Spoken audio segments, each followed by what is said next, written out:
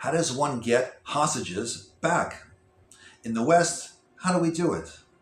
We often see in the movies, one group, maybe gangsters perhaps, kidnaps loved ones of another group. So the other group has to kidnap loved ones in turn, and they make a trade. Our loved ones for yours. Would that work with Hamas, with Islamists? Let's discuss. After October 7th, could Israel have kidnapped loved ones of the Hamas leaders, relatives of Sinwar or Hania, perhaps, and traded them? Hania has 3 sisters currently living in Israel, Israeli citizens. Easy to kidnap them, right? And make a trade. I am not talking about the morality aspect, but the feasibility. Would it work? Or a second option. Could Israel have kidnapped loved ones of the supreme leader in Iran, the Ayatollah Khamenei? He finances and weaponizes Hamas. Therefore, he could place significant pressure to get Israel's hostages released for the safety of his loved ones. A final option. How about kidnapping people from Qatar, which also funds Hamas, or people from Hezbollah in Lebanon or Turkey? Could any of these countries place pressure on Hamas to release Israeli hostages? The answer for the above is no, no, and no. Why? We are dealing with Hamas, Islamists. They don't think like Westerners do. Hamas are global jihadists. We know this from their 1988 charter. Hamas views martyrs, called shaheeds, as the highest aspiration. Those who die in religious war, called jihad, are extremely honorable, and that fate is desirable, not to be avoided. The Palestinian martyrs are their heroes. Their children are taught they might be lucky enough to become a martyr one day. وانت يا زكريا شو حضرتك؟ بس مهندس؟ ليش بدك تصير مهندس؟ عشان صيدلي أو معظم رياض الأطفال تابعة لأخواتنا في حركة المقاومة الإسلامية حماس، فعندما نجد أنه الأطفال منذ الصغر يتربين على هذه الثقافة.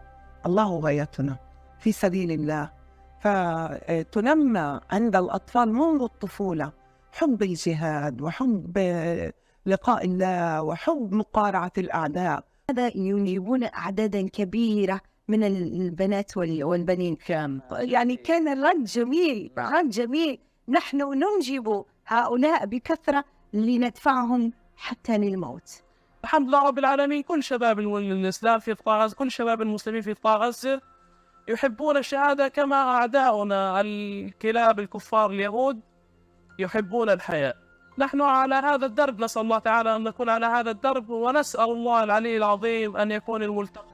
ثم أنا الشهادة وسام شرف لأهل الشهيد في الدنيا غير مقام في الآخرة.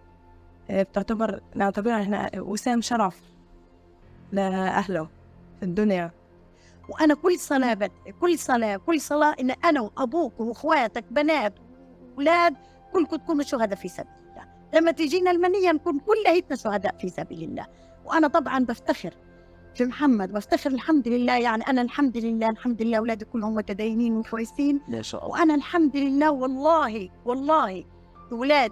أولادي وكلهم كلهم يستشهدوا في سبيل الله. أنا بكون مبسوطة. يعني أنا الحمد لله هذا الطريق بحب.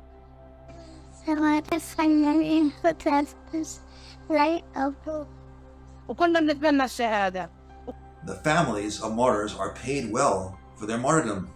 The Palestinian Authority has what's called a pay-for-slay program for decades now. Yes, financial aid to Palestinians and the UN aid goes quite often to pay the families of those who die after killing or trying to kill a Jew. Isn't that nice? Naive Westerners, and of course the media, cannot understand this mindset. That Westerners see kids' deaths as very sad events. They don't. They're very happy to have them martyred. So how can one get hostages back from Hamas or other Islamists? Only dangerous rescue missions? One bad solution, which Israel has done repeatedly, is to trade convicted felons, often murderers, for the hostages. Often Israel releases a huge number of criminals just to get one hostage back, and that yields bad results as the felons continue murdering and their criminal activity. So what is the solution? In my opinion, Israel needs to focus on prevention. During peacetime, when people can think with their brains and not their hearts, the government needs to pass a law. The law should read, if any hostage is taken, no convicted prisoner can be traded for that hostage. Penalty for any Israeli politician doing so, 5 years in jail. Mandatory. Islamists hate Israel, but they do read the news, and they will realize they cannot trade a hostage for any prisoners. This will make the taking of hostages far less attractive and less likely to happen. It only takes political will to do the right thing, but the right thing must be decided before the problem arises, before hostages are taken. Want real Middle East news analysis? Come join my channel, and I will see you next video. Cheers!